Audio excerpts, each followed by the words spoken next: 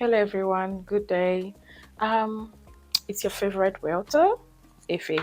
So today I'm going to talk about infrastructure and developmental fees, right? Because I find out that a lot of clients are coming back to me and then they're asking me how much is developmental and infrastructure fee.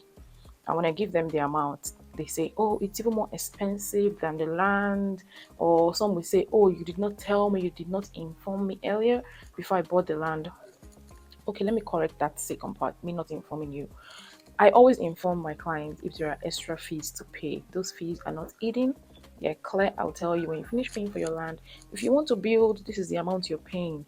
Now, where we now have issue is that the amount changes. It comes under review, right? They review the amount. For everyone I have given a contract of sales, it is stated there when you read it that they're going to review the amount. You definitely have to pay a fee when you're buying estate property, except those estates that are not developing.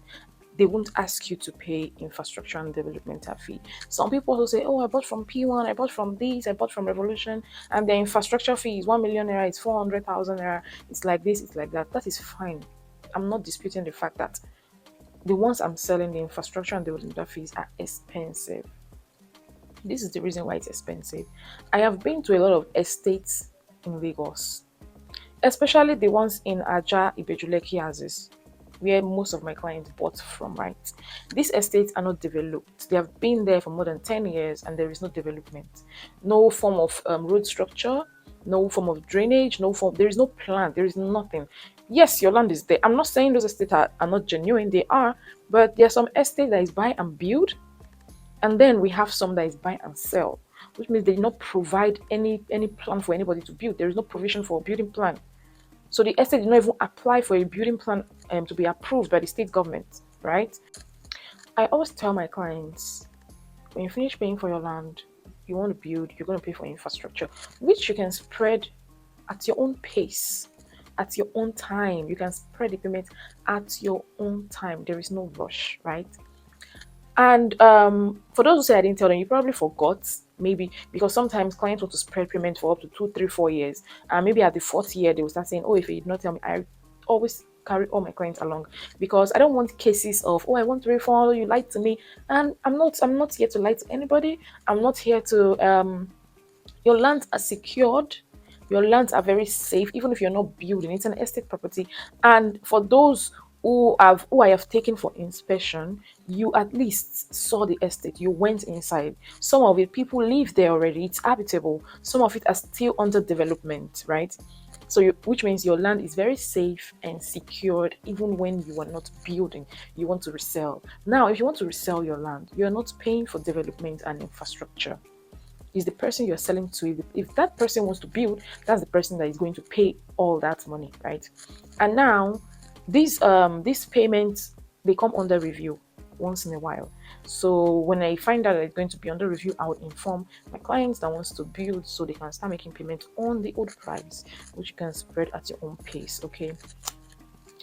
Then let me tell you why estate property is good. And funny enough, most of these infrastructure and developmental fee, they have actually been subsidized. Okay, for example, I'm going to take myself as a case study. I have a plot of land. I have plot of land in my village. Back in Warri, I have plot of land. Not even in the city, not even in main Warri city, in my village. Normal Omonile, not estate land. And I said to myself, I want to do a document for it. I want to start documentation process because I advise everybody, if you have property with Omonile, get your documents. It's very good to have your documents. You can consult a lawyer or you can do it yourself. Now, I consulted a lawyer and they helped me. I started with the survey. You have to do so. That's the first thing you do to know the exact measurement of your land. And I wanted a government registered survey, not just, there are two types, right? The ordinary one that is not registered with the government and then the government registered. I wanted a government registered survey on half a plot of land in my village, not in the city, not in Lagos, in my village, right? I paid, this is part of it. I paid 75,000 just to lodge it. That's a lodging fee, just to lodge it. 75,000 naira. That's what I paid for half plots. These are the certificate of deposit and the lawyer's details and all our plots and everything. You can see all of this, right? So this was early last year. That's when I did this, early last year. Now this is we have all the names. Everybody's name is here, just that lodged the same time. I think it's I don't know how they classify them. Maybe people that lodged at a particular time, right? This is it. And for my half plot, I paid the sum of 250,000 naira to get my surveyor general of Delta State. I paid 250 for half plot to get my survey, right? And I lodged with 75,000. That is 325,000. I paid my lawyer. I got all my dates here, and I paid the lawyer for it. Now I paid the surveyor separately, right? Surveyors charge different amounts. So the surveyor, this is the fee I paid. The 325 is the fee I paid to Delta State government for a government registered survey. That's the amount I paid for half plots. Now I paid my surveyor for his services. I paid my lawyer for documentation, deed of convenience, legal deed of assignments. And so I paid my lawyer, I paid the surveyor, and I paid Delta State government 325,000 on half plots.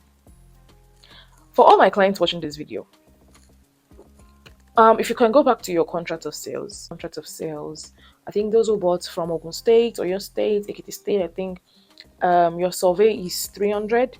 It used to be 150, but currently it's 300,000 for government registered survey. I'm just going to use the survey as an example, right? Government registered survey, right? And then for Lagos State is 600,000. Ibejuleki, Ekpe, but I agree 600,000 for survey. We all know why Lagos State survey is more expensive, right? Different states, different amounts. But we feel like those states who don't have I feel those states who don't have like the population Lagos has when it comes to investment, like those ones who invest in real estate, like you want to go where the money is, where you can get over 100% ROI, right? So like my state, not much. My own village, investors, I won't tell you to come and buy land in my village because there is nothing interesting there for you to invest in. You're not getting 100% ROI in 6 months. You're not, right? So that's why Lagos is more expensive, because the real estate market is very big and is very profitable in Lagos. Now, getting a survey company is giving you survey for 600,000. Now, let's go to architectural design. Our architectural design for duplex is 100,000. For duplex is 150,000. For bungalow, it's 100,000. A client called an architect and said, "Can you design me a 4-bedroom duplex?" And the person charged 300,000 naira.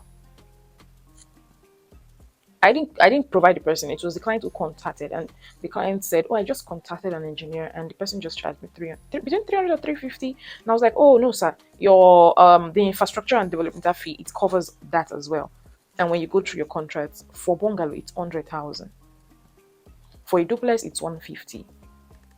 Now, where the bulk of the money is the infrastructure itself. The fact that the estate is developed should be what every client crave for. Like, you have drainage, you have good road, you have security. Those are the things, those are the amenities a lot of clients want. Now, you buy into estate that does not provide all of that. You're still going to provide it for yourself, and you'll be spending much more than that.